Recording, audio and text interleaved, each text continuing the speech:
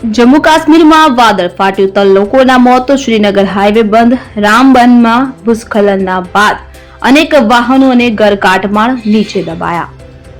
જમ્મુ કાશ્મીરમાં વાદળ ફાટવાથી અનેક સ્થળોએ ભૂસ્ખલન, 3 લોકોના મોત. જમ્મુ કાશ્મીરના રામબન જિલ્લાના એક ગામમાં ભારે વરસાદને કારણે અચાનક પૂર આવ્યા બાદ રવિવારે 100 થી વધુ લોકોને સુરક્ષિત સ્થળે ખસેડવામાં આવ્યા હતા.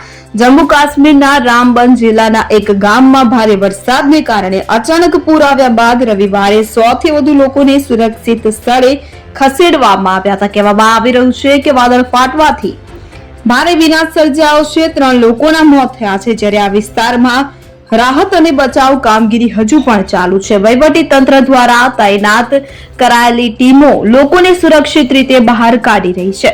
છેલ્લા 24 કલાકથી જમ્મુ કાશ્મીરના ઘણા વિસ્તારોમાં વરસાદ પડી રહ્યો છે. મુશળધાર વરસાદને કારણે લોકોનું જીવન મુશ્કેલ બન્યું છે.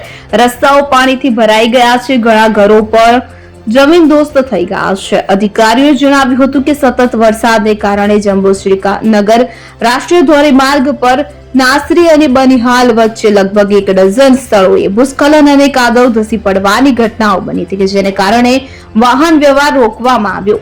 તેમણે કહ્યું કે ધર્મકુંડ ગામમાં અચાનક આવેલા પૂરને કારણે લગભગ 40 ઘરોને નુકસાન થયું છે.